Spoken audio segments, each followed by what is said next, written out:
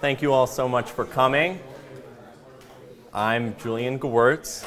I'm a second-year scholar from the United States, and I'm delighted that Warden Charles Kahn invited me to introduce our guest tonight.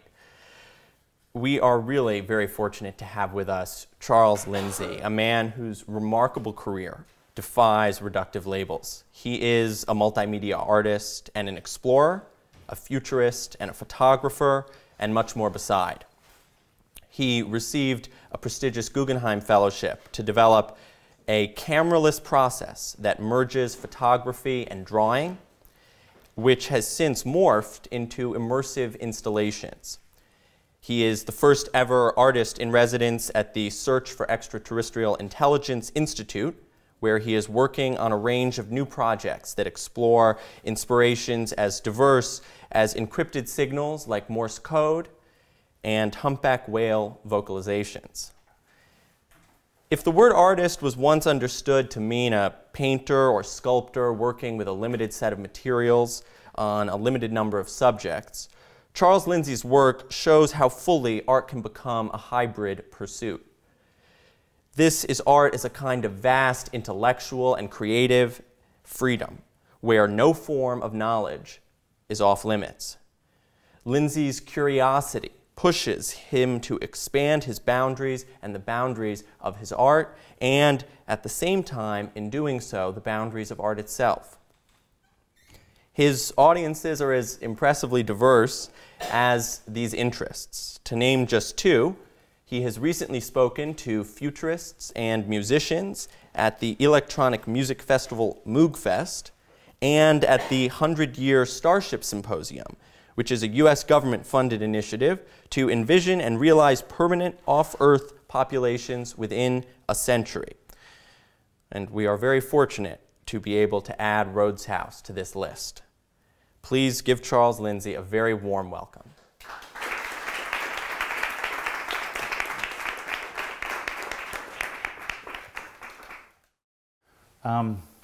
Thanks. Great to be here. I think it's fair to say I have not spoken to an audience at all like the Rhodes Scholars, and for those of you that are new and were welcome last night, congratulations. Very cool stuff, and you've got lots to do ahead of you. So the video that I was running previously was field work that I was doing this summer in British Columbia. Those are comb jellyfish. It's a very alien species. It's actually a species that just last year got moved below the sponges on the Tree of Life. And so it's part of what I've been working with. I travel the world. I'm interested in weird places and weird things, to say the least. So I'll just go from that and tell you that, you know, really the weirdest species, of course, is us, is humans, and where we are right now collectively. You know, people believe all kinds of things en masse. You know, this idea that I'm thinking about consensual reality, the things that people agree to believe on. You know, I'm thinking about it as art, but of course it's also politics, ideology, and so humans all over the planet are beating the crap out of each other. We're soiling our nest, using up our resources, and it's as though, you know, there's no grand plan. We're making it up as we go, and we're approaching, it's sort of this mentality that's something like we'll cross that bridge or build it when we get there. And we're approaching, you know, a lot of the futurists, I mean, I think a lot of you must be thinking about this, we're approaching what's not going to be a bridge that has to be crossed, but a really tight bottleneck with the environment, climate change, population growth, all these sort of fields that are relevant to a lot of the people at Rhodes House. So I'm really interested to jump ahead. I'm hoping that we as a species get to our next evolutionary stage. We have to get through this place we're at now, which could be over the next century, in order to go sort of the next 1,000 years.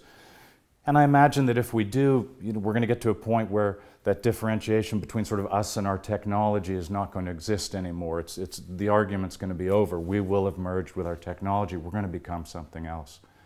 You know, sci-fi it's happening every day. It's becoming reality in so many levels, and it's thrilling. I mean, ultimately, this is what I'm into. So, I've made this move through my life towards really thinking at this point about mind and consciousness in a lot of levels. I'm gonna just sort of back up and tell you, because I think it's really relevant, particularly because of where you are right now. I went into geology because at the time I was in Canada and I thought, what profession is going to take me to the ends of the earth and pay me to do that? And so I went into exploration geology. I've always been interested in these really big time scales. And once I got into it, I was fascinated with, say, like crystallography, aesthetically, the maths of it, plate tectonics. The whole thing was right up my alley. And in the first year of school, through a program at the university to put people in the field, I got a job in the Arctic that was 4 months, 7 days a week, and would make just enough money for me to pay for my entire education. So I went in early May that year up to the Arctic. It was, even though I grew up in Canada and played hockey on frozen ponds and all that stuff, this was winter unlike anything I'd seen. It was white and flat, white on white. And you went up on a plane that was on skis, you landed, it was a camp, there were tents with ropes between them for storms. A lot of the people working in the camp were Inuit, and it was fabulous. So 10 days into that, I was with the senior geologist out on a frozen lake. We'd finished, it was all helicopter work. You'd go out, get dropped off with a survival kit picked up at the end of the day. Helicopters coming in to pick us up, there was a storm coming. Chopper pilot came close, caused his own whiteout. Pilot and I are there, it's loud, it's white, there's this huge foam, this boom. Basically, the chopper pilot thought his rotor blades at full RPM were going towards us. They were going the other way. He corrected, threw the rotors into the ice. The helicopter exploded the other direction. He actually survived. We were rescued about 6 hours later. But the point of this thing is that, at that age, I had this near-death experience, very surreal, not scratched, but just that close to it, that close. And it's being a little bit joking, but I highly recommend it as part of an educational process, that near-death experience, if that happens. It's very clarifying. And I've had a lot of adventures in my life, so I've been close, but that was one that kicked me off. And there was that moment where you just knew this whole deal can be over in seconds, and there's not much time to waste. So I sort of shot off like a cannon. I finished university, I worked every summer, paid for my education, worked in the Yukon, Alaska, and all these places, and began photography. At the end of that 4 years, I sold some of the pictures. We were working in very remote places, so I had pictures, not because I was good, I was a beginner, but bears and wolves and foxes and everything were close, and they weren't used to humans, and so I had all these pictures. So I sold some pictures. I worked another season, headed to Southeast Asia for as long as my sort of $10,000 would last, and basically became a photojournalist. I did some political work. I went into China. I was jailed a couple times. I broke out of jail. I broke out of custody. It was total Indiana Jones land. It was in the 80s. I went to Cuba to photograph Fidel, which was amazing, and he was amazing. I witnessed one of his speeches leaning right against the stage. It was also the first place I ever got mugged and first place I ever got robbed, separate incidents. And that was my encounter with communism, and that relates to this consensual reality and think about mind, is that it was really just such a negative environment. I mean, I'm really naturally more at home where there's less humans and also less layers of sort of culture and history and mind. Some of my best friends, and some of them are gone, were the world's top photojournalists. I didn't go into the politics. My work took me into environmental issues, rainforest in trouble, coral reefs. I did a work about sea turtles in Bali, very complicated issue where green turtles were being and are being sacrificed alive in Balinese Hindu rituals. Chinese merchants organized Muslim serfs to go out into the archipelago to get these turtles. Hardcore, complicated stuff. And then in sort of the early period, a time that was really important for me was I went, and it's too long of a story to describe here, but I ended up with an intact Stone Age tribe, one of the last ones on the planet, and made friends with a shaman. And these are people, they're bark loincloth, fully tattooed, hunting with poison tip arrows, very intelligent. The man and the clan that I was with were very intelligent, and I learned a lot from them. I'm not showing any pictures tonight. It's my first book. It was well published, but it's sort of, I don't want to go to my greatest hits. It's on my website. What I want to describe is something that happened there, two things. And there were many things. But I experienced firsthand the first time that people got photography. So the second trip I went when I got with this clan, this longhouse, I was taking pictures, it was film, and my trips were about 2 months long, so the feedback loop to see the image was 2 months and a week. I was based in Tokyo at the time. So I took these pictures, and the first time I took pictures with this black box, and they didn't know what I was doing. And I went back and I said, I'll be back in 12 months, count them. And I went back, and in fact, I went every year for 8 years and spent 2 months every year for 8 years with that clan. So that second trip I went back to the clan, I had some of the photos laminated because the rainforest kills stuff. And you know, I had done a group photo, so imagine setting people up that have no idea what a photograph is, like all of the whole family like this in a line. I don't know what they thought I was doing. I took this picture and I went back and I showed them this picture, and the class could be, we're all standing around, and somebody goes, well, that's you, and that's you. And then the person pointing goes, who's that? And everybody sort of in unison goes, that's you. And to back up, you know, it's a short period of time, but there's a moment where it's a 2D object. And then they get that it's a photo, a representation, and then they see themselves. So that was profound. That was looking at this thing. I mean, one, it's bizarre that it was late 20th century, not, you know, late 19th. But that's seeing this thing that we all take so for granted, the image, what a photograph is, and seeing that moment that we actually learn to read a photograph. So the other one, and this is thinking about these ideas in another way of realities, is they didn't have a word for money. They were total barter system. In that period that I was there was a kind of a sap discovered in the forest there that was a really rare incense prized in Saudi Arabia. It had been basically taken everywhere in Southeast Asia. So the concept of money was introduced to people that had no money. And they'd get a piece of paper and somebody's saying that's worth really a hell of a lot. But of course they didn't trust the piece of paper. It's a piece of paper. And so usually what they do is they were getting vast sums of money for their economy. And so let's say they got like what would be $1,500 US. They'd buy an expensive chainsaw, have no fuel to run it, and then the merchant down at the port, you know, would make a deal to get them fuel, be like loan sharking. Eventually the merchant would own the chainsaw and the guys would carry on. But I thought, you know, to witness firsthand that idea of putting our trust in money was also, it was an interesting moment.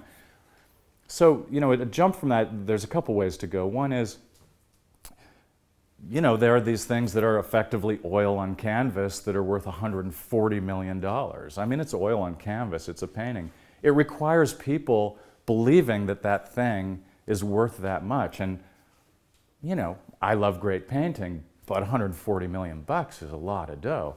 So, you know, I'm really interested in seeing like these lines where, you know, what people believe in, what they go along with, what, you know, you have, of course, fields of marketing that are totally about, you know, not hoodwinking, but coercing people into things.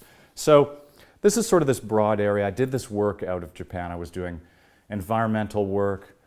I was also doing some automobile photography in Japan. It's when the economy was booming and I made quite good money, so that underwrote a lot of the other stuff I was doing.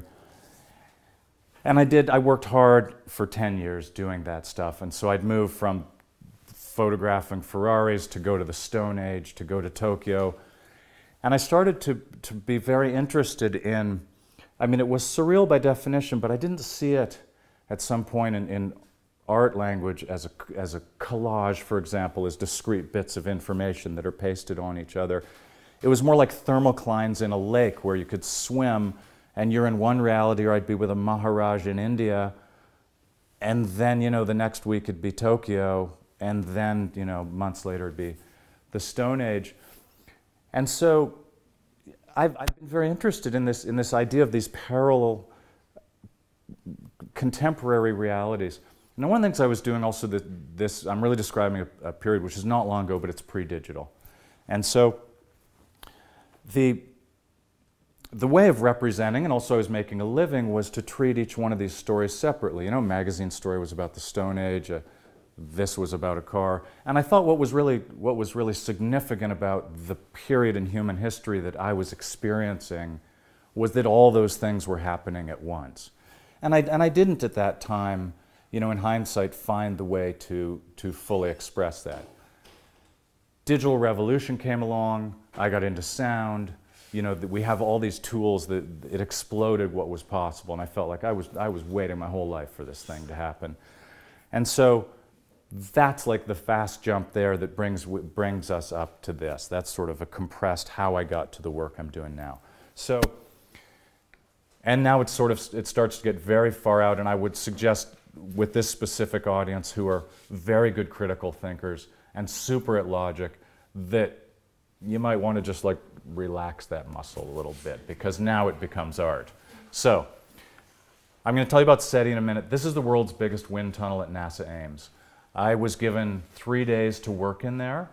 I went in there with sounds I'd made in the rainforest and amplifiers. It's both sort of a research on myself, where I'm the researcher and the guinea pig, kind of like double blind, but not quite. And I went in and was playing back this sound in this acoustic space. I mean, the turbines run the wind at 300 miles per hour, but that's not what I was doing. So I was in there, and I've been thinking about, at the beginning, experiencing those sounds that I recorded. They're a kind of a memory that I literally have from the rainforest, playing them back in this totally different space. Where I'm going with this, and feel free to roll your eyes if I lose you at some point, I don't think I will, is what I'm really thinking about, and this gets back to the future of our species and where we're going, is I'm thinking about virtual reality. I'm thinking about where, you know, how our mind is evolving with technology without what is virtual reality? I mean, we have Oculus Rift just came out. It's getting really good. We're getting really close to this point where you can put on a headset and not know the difference between the dream and the reality. So I've always worked in this place. You know, I've had all these adventures. They're firsthand. It's not like a medal. I'm not banging my chest. I was just interested in firsthand experience, very diverse experience. So we're coming to this place in our history, in our development, our evolutionary arc, where this idea of what is real and what isn't is getting totally blurred to the point, you know, at some point that maybe there is no difference anymore. So, this is the Hat Creek Radio Observatory that the SETI Institute runs in Northern California. Right now it's 43 dishes that are networked to create one. They're listening, of course, for technological signs from other civilizations. This was started in 1961. Frank Drake was one of the beginning, one of the early people. He's still at the Institute. Carl Sagan was one of those people. This was built later. Paul Allen funded this. And so the SETI Institute right now, while it's thought of as radio astronomy, is right now it's 70 full-time scientists doing the whole range of astroscience. I met Jill Tarter, famous radio astronomer, and she liked the art I was doing, and we started talking, and basically I said to her, you know, why don't you have an artist in residence program? CERN has an artist in residence program, and there's a lot of these programs that are putting scientists and artists together. So we were in conversation, and long and short is they invited me to be the beta test and also to develop the program. That was 3 years ago. Since then we have another group of artists, 3 roboticists from UC Santa Barbara, very cool guys doing really good work, and we're starting to look out for new people. So it's been a privilege. It's been a total inflection point in my life. You know, I would think that all of you right now that are the Rhodes Scholars, this is an inflection point in your life. It'd be hard not to say that. You don't need hindsight to see that. So this has been a big thing for me, and it's opened up huge territory. The people I'm speaking to, the people I have access to, the places that I'm in conversation with.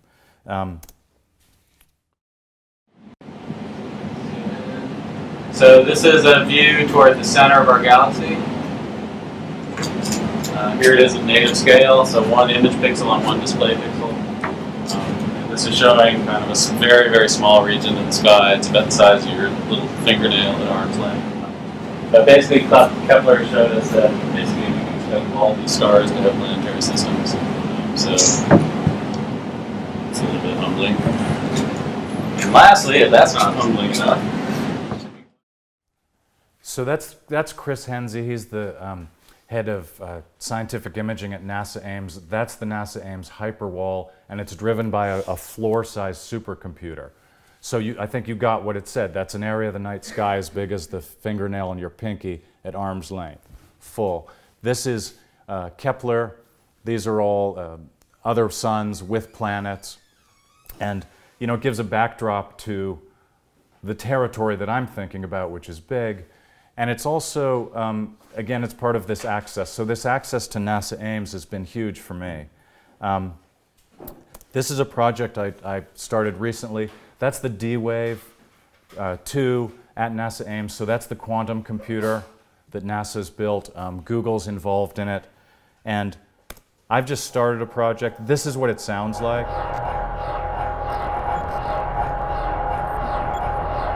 So there's a pump in there, and it runs at 99 beats per minute. And it's a helium pump that keeps the processor very close to absolute zero. So, and this computer is in a room inside of a room inside of a room, isolated. So I got permission, which is, you know, an interesting thing to do. And I started with an audio recording. You know, the engineers, there's one of the things that's really cool about being at NASA is people have a lot of humor. So you think of these hardcore scientists, but they're funny, you know? And so the engineers say, yeah, that sound of the pump, that's the monkey running around inside. So I like that, but this is a work sort of, for me, it's in its infancy, it's sound art, and it's a way for me to approach ideas about quantum theory. I'm really interested in the philosophical implications of quantum theory, and through the scientists around, of course, they're giving me reading material that's at my level. But it's really, it's as an artist, it's a way to approach this topic, which is a pretty tough topic to wrap your head around. You know, the idea of the observer-created reality is very interesting. I'm interested in these different modes and ideas about reality. So that's a project that's in process. I'm not going to yet start to talk about quantum theory. It's not, you know, I've got it as a lay person. I mean, I understand it. But it's tough stuff. Some of you in this room are probably pretty knowledgeable about this. So this is just going to, in a sense, some straight art and things that I've realized.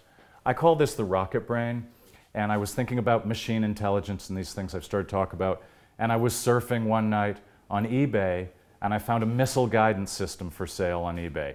$800, buy it now. So I bought this missile guidance system, and it got shipped to me. I'm like, what the hell am I going to do with this, you know? And this, you know, destination unknown is not only referring to potentially our species, it's also referring to me. But anyway, so I bought this thing, and I started to bring it back to life.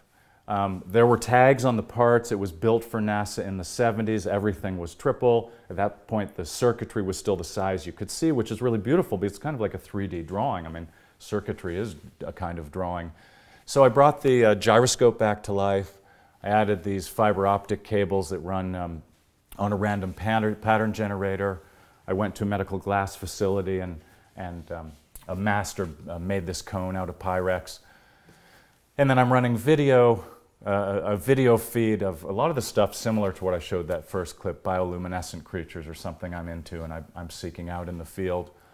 And then a friend helped me build circuits and sensors so that the rocket brain is aware of viewers' proximity and entering the rooms, and its behavior is randomized. So you feel when you're in the room with this thing that it's aware that you're in there. It is aware that you're in there.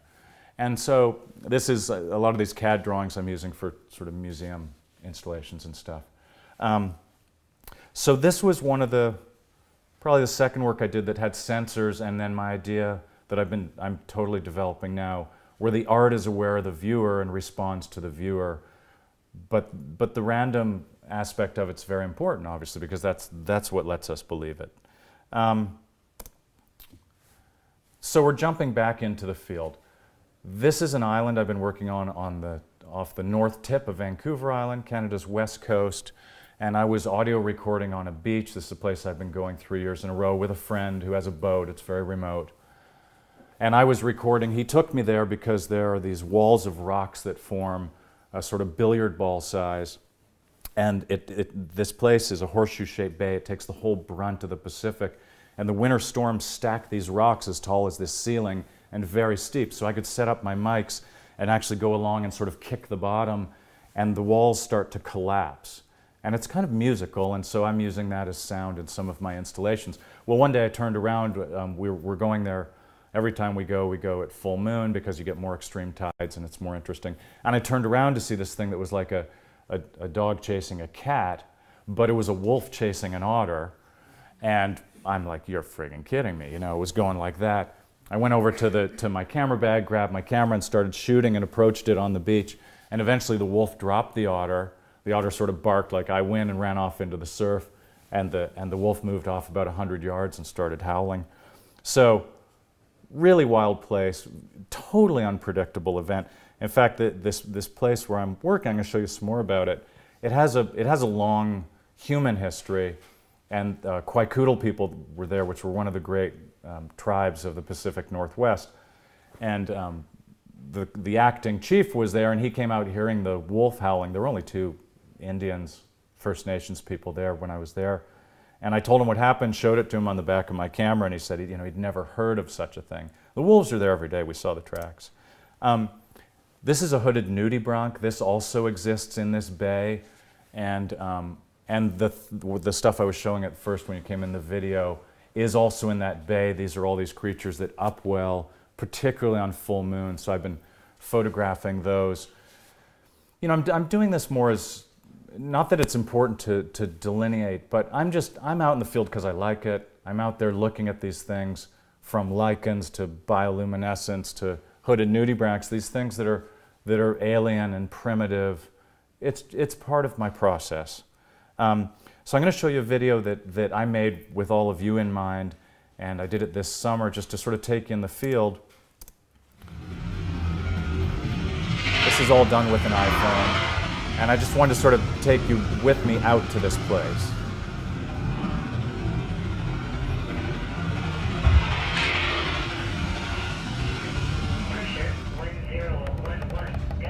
So this is my friend's boat who's graciously invited me every year, and we go out exploring together.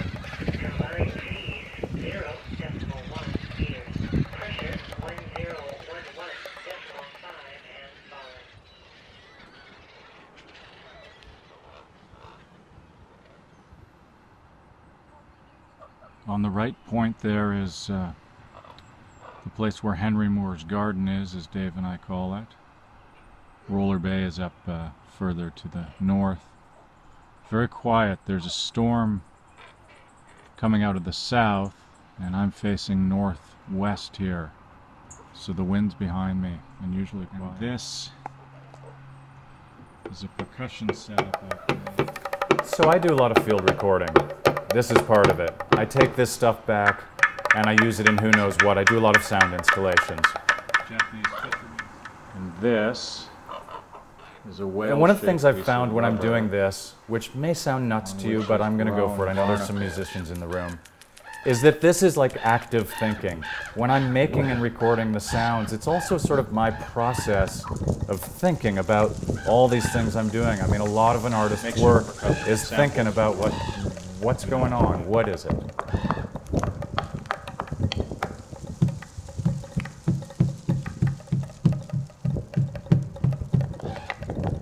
Now when I get in a museum, I'm recontextualizing these sounds, I'm pitching them up and down, I'm doing all kinds of processing, surround sound movement through the space. But a lot of the sounds, I mean, I use synthesizers, I use soft synths, but I really like to collect the things in the field, and I have this, they're part of my memory, they're part of my experience, so I'm bringing them into this space. I've been working a lot with hydrophones. I'm recording Bunsby Islands, background oceanic sounds, 9:30 at night, July 1st, 2014. Hydrophones are out. This is just background oceanic stuff. Microorganisms, shrimp, a little bit of wind.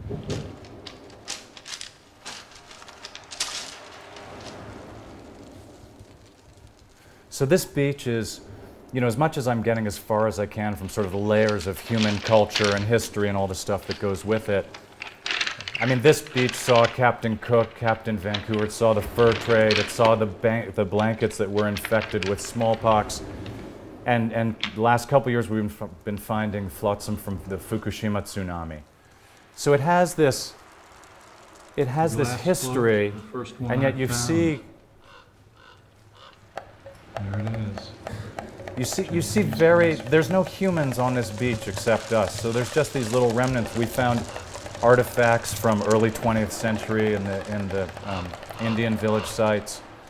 And then that glass ball was great to find. So that glass ball, as best I can find, was made in Hokkaido. It's been at sea, if it's been at sea all that time, about as long as I've been alive. It has an atmosphere inside of it. You know, until the 80s, they were somewhat common on the Pacific coast. They're not common at all now. That was a fun thing to do. Okay, staying with the ocean. Humpback whale. And the scientist that I'm paired with at the SETI Institute is Lawrence Doyle, amazing, super accomplished scientist. He's working in quantum astronomy now, one of the early exoplanet seekers. And he wrote algorithms working with the Alaska Whale Foundation and UC Davis that determined that humpback whale communications have syntax. It's rule complexity structure. Zipf's law is what's used to determine it. So it implies that the humpback whales is a language. You know, this is some of it.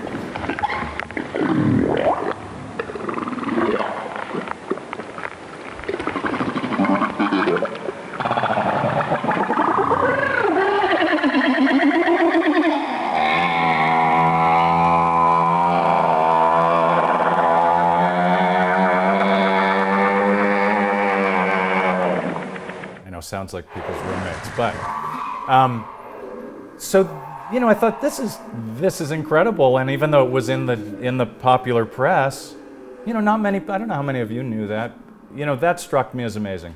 Lawrence is a brilliant guy. We have some similarities in that, not necessarily the brilliance, but he spent a lot of time with Navajo. Of course, Navajo were the great code breakers in the Second World War, and he spends a lot of time in nature. It's his go-to. So part of the pleasure of being with him and part of my learning experience, I think, you know, really what I'm describing, you know, I could have talked about earlier when I was doing the magazine work, but that continues to this day, is I really see what I'm doing as a self-built curriculum. You know, everything, all the stories I worked on when I did assignments were stories I pitched, except the automotive work, because of course somebody would say, you know, do this. So I would generate these works that would take me where I wanted, to meet who I wanted, sometimes work with writers I admired. And that's, I think it's particularly relevant in the context of school, of academia. You know, this is a field education. So here I am, I'm at this stage of the game, and I go to Palo Alto to Silicon Valley sort of quarterly with this position. Lawrence and I meet at, you know, one of these diners there, and we have these conversations which I've been recording, and usually our lunches last 4 or 5 hours. And it's just, you know, I just have to say it's been a thrill, and he clearly loves it too. So we decided to work together. I'm taking this information, basically, that whale communications have syntax, and then I was offered to do a sound installation with the last operational Morse code facility in the US. And it's in Bolinas, north of San Francisco. So I decided to merge the two ideas together. And this, by the way, is the first real outcome of the SETI Institute's Artist in Residence program. So I was offered the museum space. These are two engineers at this facility, retired engineers that keep all this World War II equipment running. So I asked if we could transmit two messages, prose in a sense. What are the whales saying? And all we need is love. So this is what are the whales saying in Morse code.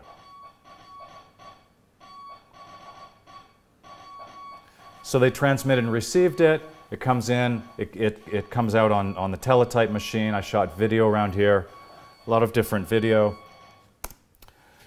And then I thought, so how am I going to present this information, this idea I'm generating? So working with somebody, I fabricated out of steel these scoops, very much like those air intakes on 20th century freighters or something like that. It turns out they also project sound and light really well, which I had hoped would happen, but I didn't know.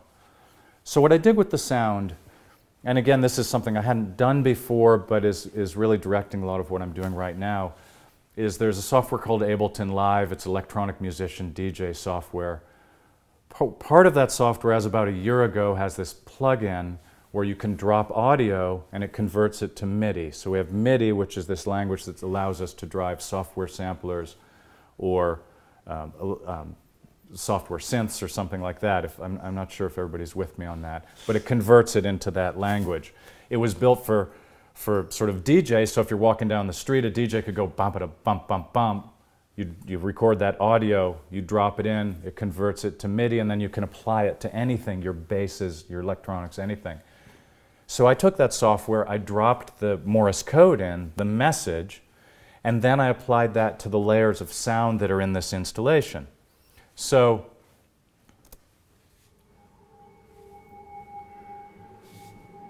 that means that if I'm driving, which I am, for example, surf samples, it means that anywhere in the installation, and you're just hearing a part of it here, where you hear ocean sounds, the ocean is playing the message. That ocean literally has that message embedded in it. What are the whales saying? Or one of the scoops is all we need is love. So every layer of the sound literally has that message in it, which to me conceptually was interesting. You know, the fact is you have patterns, so it's sort of musical by definition. And they pulse light. It's very much like optical SETI as they're pulsing. So this was this show was in June.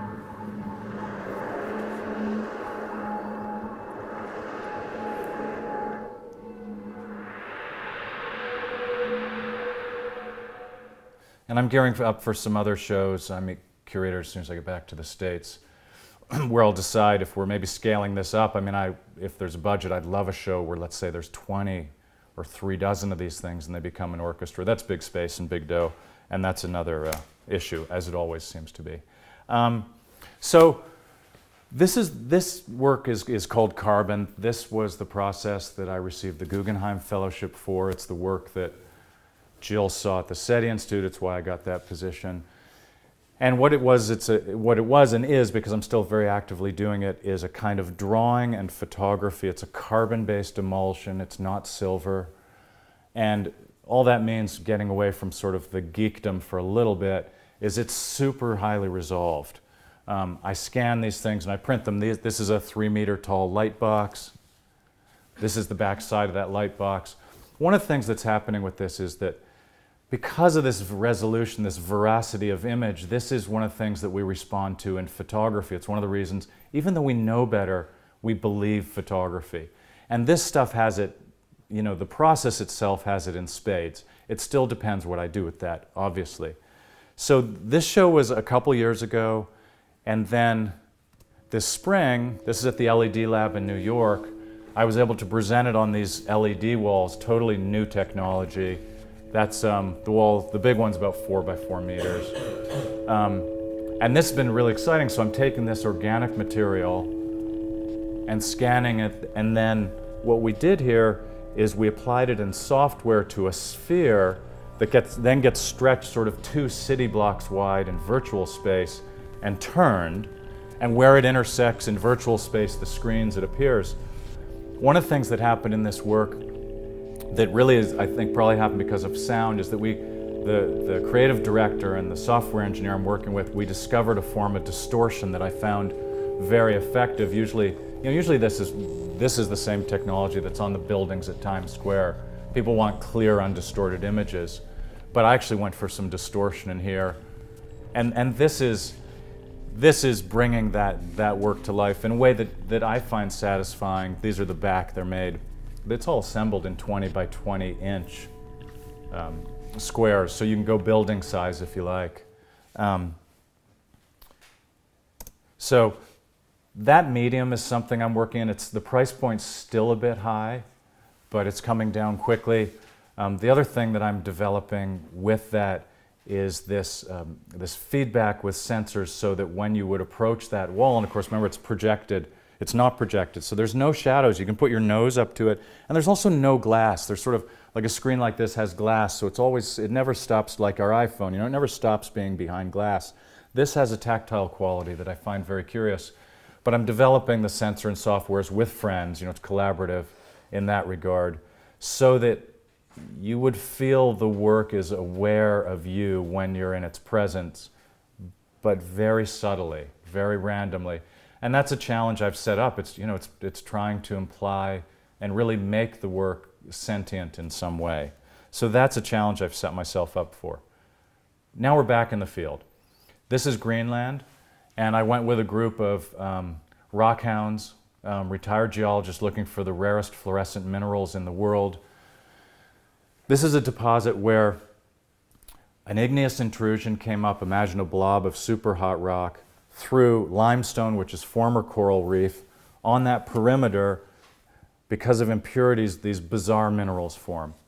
It's also very high in uranium, and Greenland has been a no-nuke country, and when we were there, this is microblasting. We're microblasting. It's daylight all the time. Hiroshima,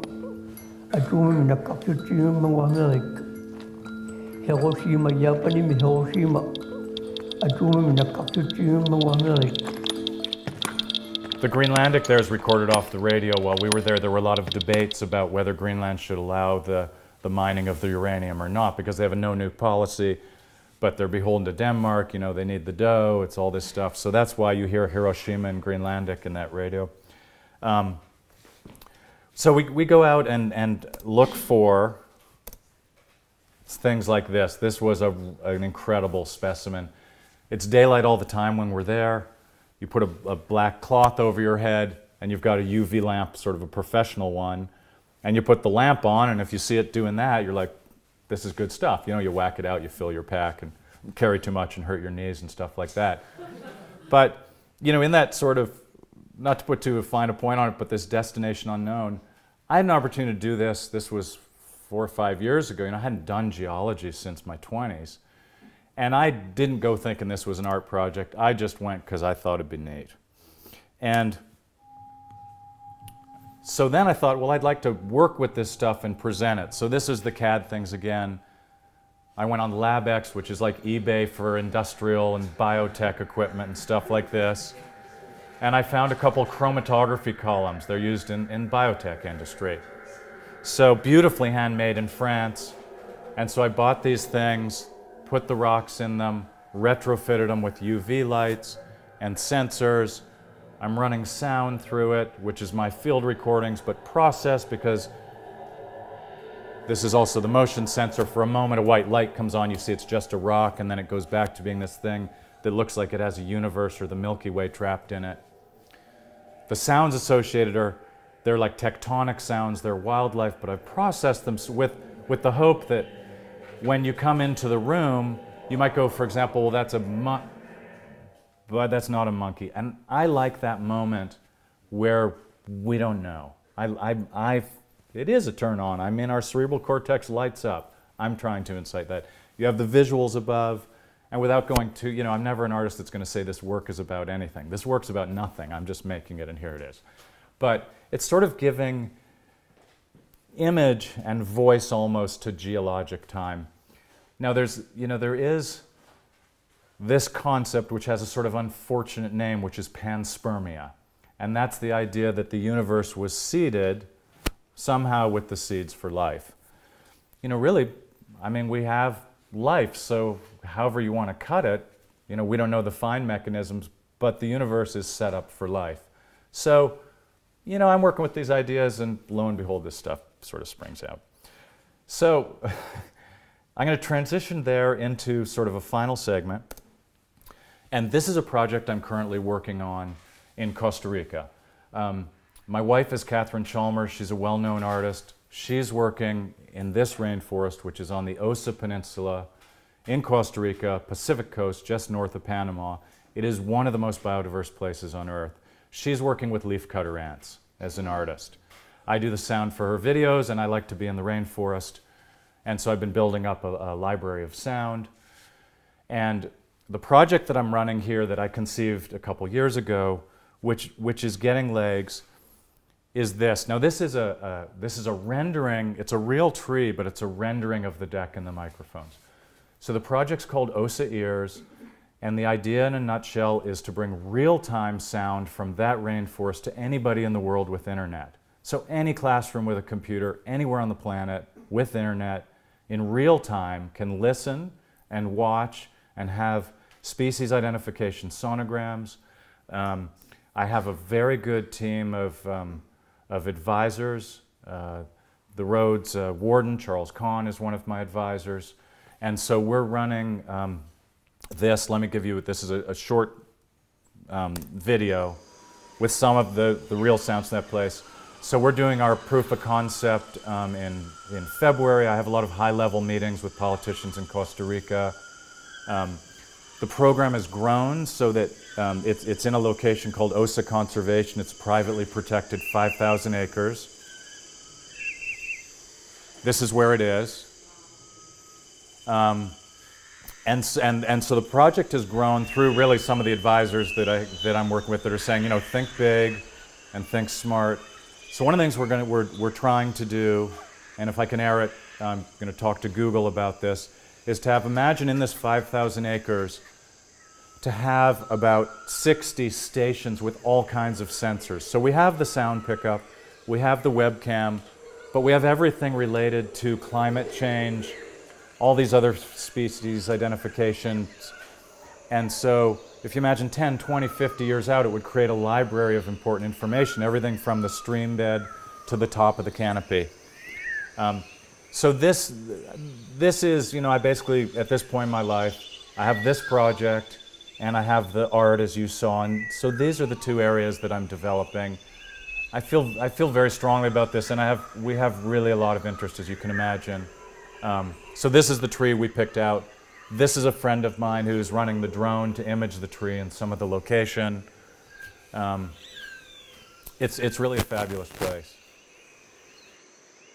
And I say, not in jest, any of you that have interest in bringing your brawn and brains to it, not now, it could be 2 years, I'm easy to get a hold of, and this thing is growing, and if you're into this stuff, it's an amazing place.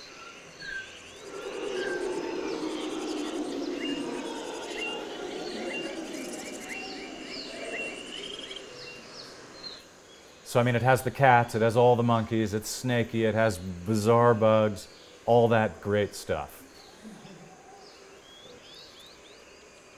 It's a little different than Oxford.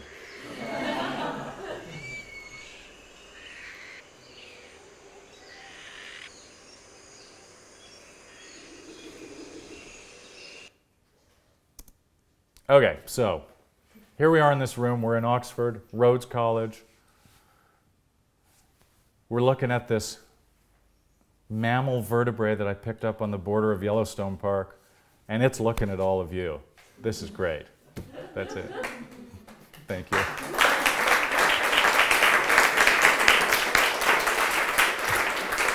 Okay. All right, I think maybe another round of applause for Charles Lindsay.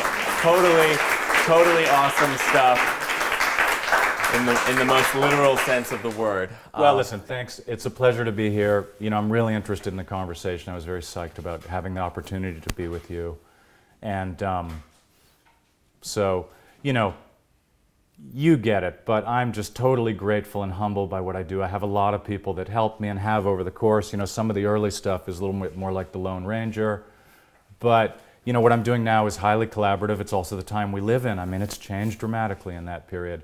So, yeah, you get it. I mean, I hope I gave you some ideas or something, and beat me up. Give me some questions. Yeah, so I think we'd love to spend some time. I'm sure everybody here has a lot they want to ask.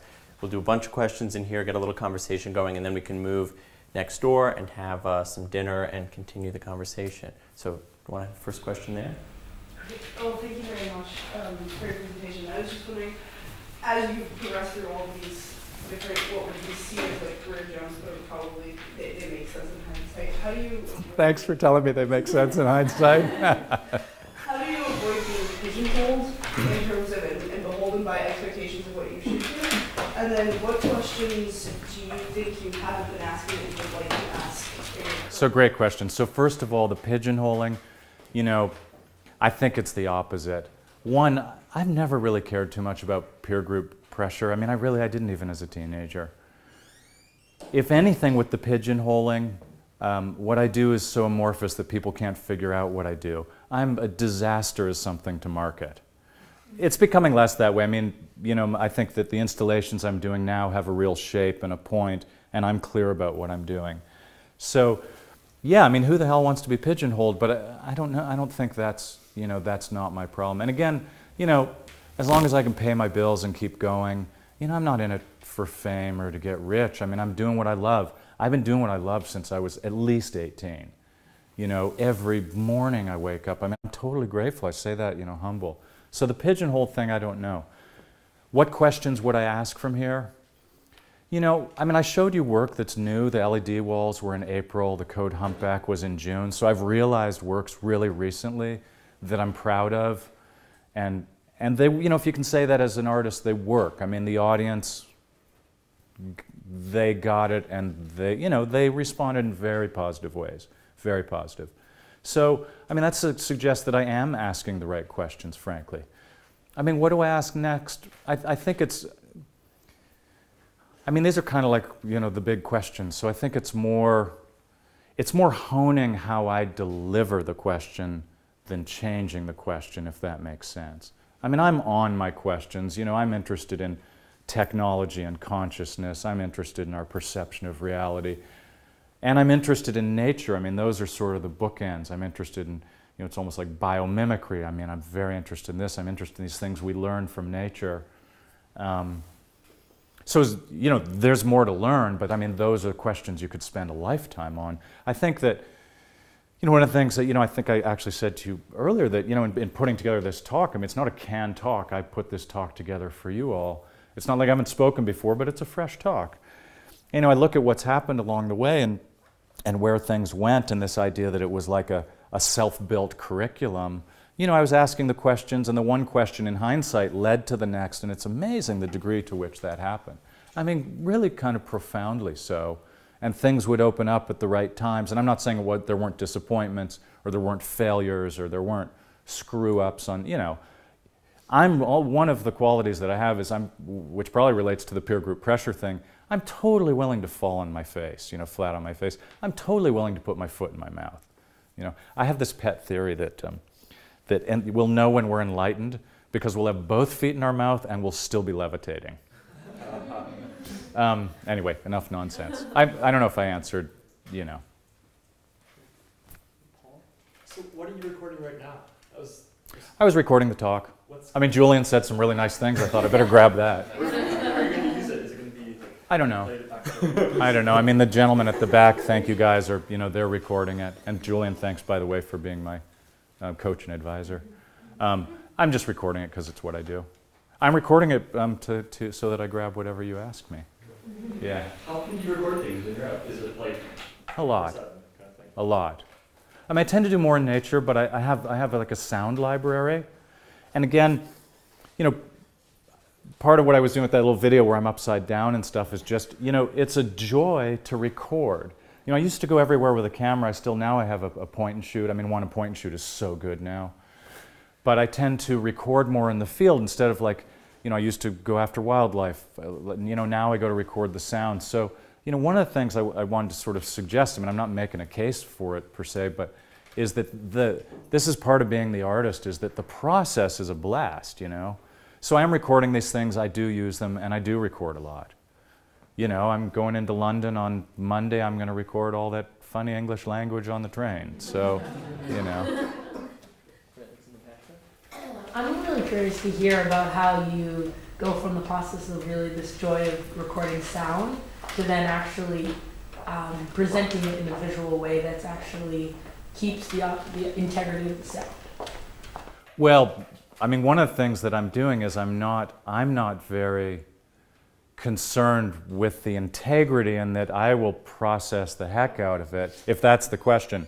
I love the integrity, I love sort of the definition, but I like also, I love juxtaposition, so I can also use, process sounds or any source with things that are clean, and sometimes in that juxtaposition it's interesting. But I don't have rules about, I don't have rules about that type, personal rules. I don't know if that's what you mean by the integrity. It's more so of whatever the idea is of the sound, and then making it be visual. Because I think the two obviously right. relate. And that way, that's an ongoing process, and that's sort of, it is literally experiment. So I've done a number of things. I've done sound installations where you think of a gallery space, it could be surround. There's nothing in the room but sound, so it's like disembodied sound. We don't have the visual cues. That, of course, is very interesting all by itself. And then I've done things with visuals and sound. I've done live shows, and then I continue to do things with visuals in spaces with sound. So which really means it's the right tools for the right project, and it's also just experimenting to see what works best. I think the question of integrity is not like the source sound, but maybe the integrity of the experience, which is more just, so to sort of boil that down, I'm really interested in a visceral response, right? And sound is touch, actually. It's sound, it's a vibration, it's like touch.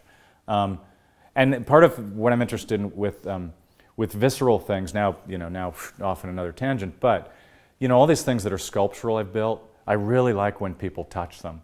And in museums, of course you have a guard that goes, no. I'm like, it's okay, it's like, I like when people touch these things and they rub their hands and because that's a sense, that's one of our most important senses. So yeah, one of the, now I'm jumping off, but I did all this photography, and at some point, I love photography, but at some point it's the thing behind glass, it's not moving, it tends to be in a rectangle. I'm also presenting in rectangles sometimes. So I'm not throwing out the baby with the bathwater, but one of the reasons that I got into sound was when I started thinking about that thing I was trying to describe about where experiences were like thermoclines, levels of temperature in a lake. Imagine yourself swimming and you go into one.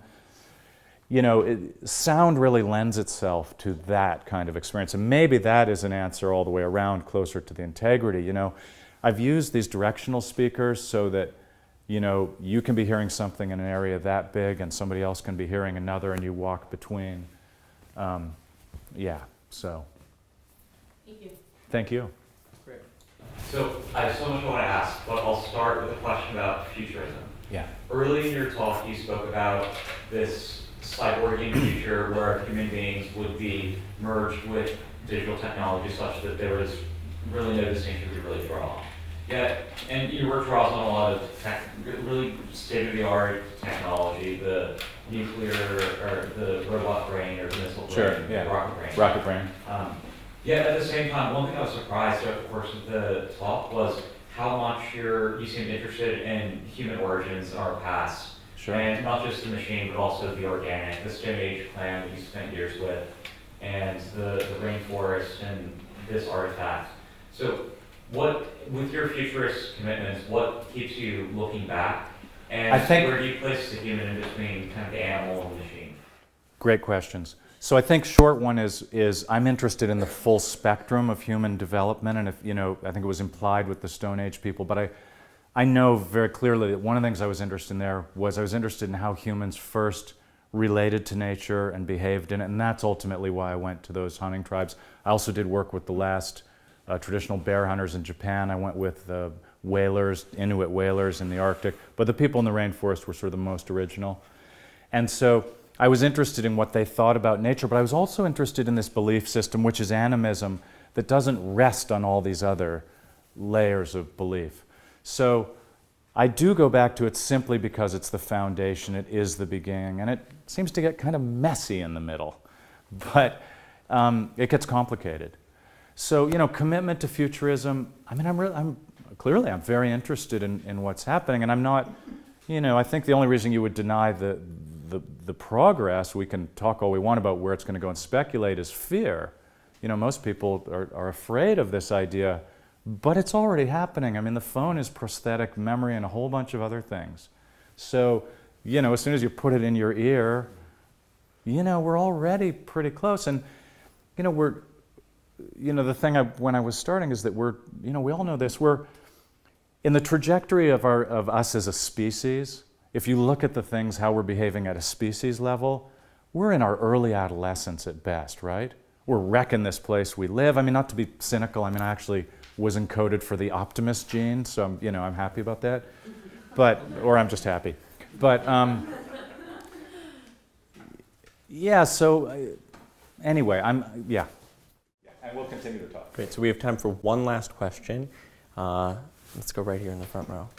I was curious when you were talking about sort of how your audience gets to work. How do you sort of manage these different things that go into a piece of work? Because you have your motivation and then also the process that seems to be quite important that you go through in making it, and then you also have this somewhat separate experience as a viewer that is very visceral and may or may not relate to those portions that are what you know potentially put into it. So I'm just curious how you manage those different things and where you put. It's a great question. I mean, one is that I don't like going into a museum and getting that board that tells me what I'm about to see and what it means and what it's about and blah blah blah. I like to have that direct experience, and then if that is rewarding, then I'm interested in finding out more about the artist's ideas. So I'm building these things and I'm putting them in at the point. It doesn't mean that I show everything I make. I don't. Hopefully the things that aren't working I abandon early and don't get stubborn and commit with. But at the point where I put it in public, I mean, it's just like sharing it. Everything I showed you is effectively a prototype. There's no price tag. It's this prototype. I share it with an audience. You don't pay to get in these spaces. It's very altruistic, really.